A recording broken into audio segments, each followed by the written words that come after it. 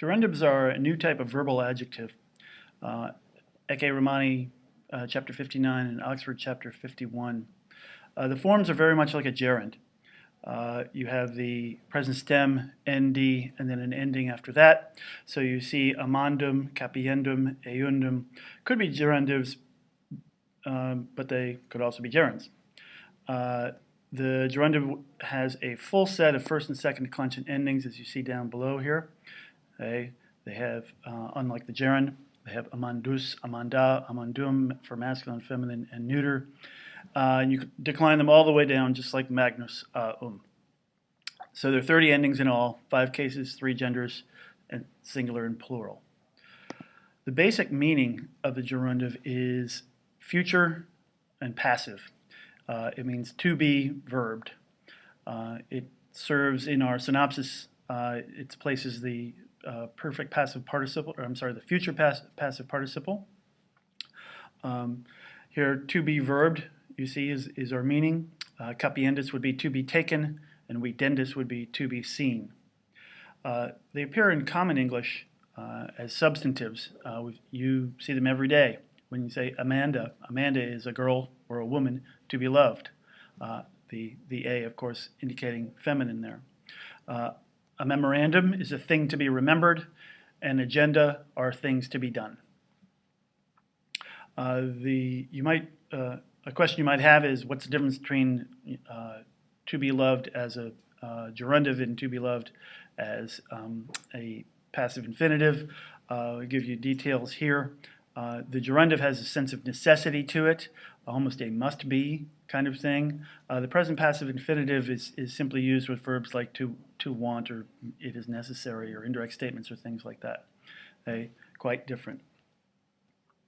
There's a thing called the passive periphrastic, or the gerundive of obligation, which is necessary for us to know.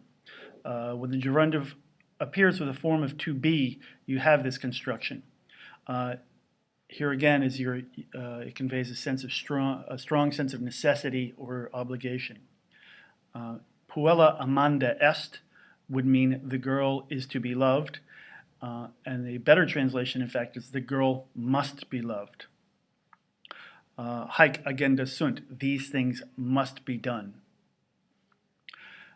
With these things, when we have an agent, these are always passive. You can't express them with the gerundive and have them be active. If you wanted to express agent, we use the dative. Whereas normally we have an ablative of agent, you will simply have a dative here. So puella amanda est mihi would be the way to say the girl must be loved by me, or even I must love the girl. Sometimes we need to use a thing called the impersonal passive.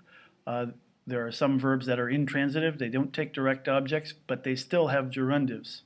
You have a couple of examples here. Correndum est nobis is something that you might actually see, and literally it means it must be run by us. We would want you to translate that, we must run. We've seen this in the Cleopatra Ode when we saw nunc est bibendum. Now it must be drunk. Now there must be drinking. Now is the time to drink. The subject is not specified. We can tell that it's impersonal because we have the in each of these situations right here. That and this right here. Okay. Moving on then. There are normal uses of the gerundive, we might say. Sometimes the to be verbed business doesn't really work very well. In its normal situation, the gerundive is used when you would expect to have a gerund with a direct object. And that's what happens in English. However, the Romans preferred to use this gerundive construction. For example, if we wanted to say, Quintus stayed for the sake of seeing the girl, okay, we would say, we would think maybe, well, seeing is why not use seeing as a gerund there? So we could use the gerund here. Quintus puellam videndi causa mensit. And then videndi here is the object of causa. It is the gerund. And puellam is accusative since it's the direct object of videndi. But in real Latin, they would most of the time use a gerundive construction. And so this is how this would be. Since it's an adjective, it can't be the object of the preposition causa, and it must modify a noun. So therefore, the word girl becomes the object of that preposition. So in a gerundive phrase, the noun that the gerundive modifies carries the case, the necessary case of the phrase. So girl then becomes genitive, and seeing, or the videndi, would agree with it. So what we would see is quintus puellae videndi causa. Literally, it means Quintus stayed for the sake of the girl to be seen, which of course doesn't really make sense. So we use the fudging to make a smooth translation, like we had above.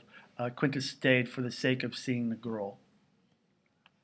We see other uses like this. These uses are similar to the gerund that we learned in the last chapter. So we'd see quintus locum idoneum puellae videndi invenit. If we wanted to see the dative, literally, Quintus found a place suitable for the girl to be seen. Quintus found a place suitable for seeing the girl. In the accusative, we could see it as a direct object, or we could see it with ad expressing purpose. So Quintus ad puellam videndam mensit. Literally, Quintus stayed for the purpose of the girl to be seen. Let's not do that. Quintus stayed for the purpose of seeing the girl. Ablative of means. Quintus puella videnda adjutus est. Quintus was helped by the girl to be seen. Preferably, Quintus was helped by seeing the girl. We have more stuff here. In the end here, let's review. You've learned how to form the gerund. You've learned the dative of agent. You've learned the passive periphrastic, or the gerundive of obligation, and you've learned some other uses of the gerundive, like with the gerund. You also have to be able to distinguish between the gerund and gerundive, and let's correct that spelling right there. Okay. So note the following differences. A gerund is a verbal noun. It is present and active. It has only 4 forms. A gerundive is a verbal adjective. It is future and passive, and there are 30 forms. Here are some quick tips. If it has an ending other than I, O, or UM, it's a gerundive. If it agrees with a noun, it's a gerundive. If there's a form of to be in the same part of the sentence, it's probably a gerundive, and it's probably a passive periphrastic. And then, in the end, there'll be times when you aren't sure what it is, so you just have to kind of work around it and see what comes out. That's it for gerundives. Thank you very much.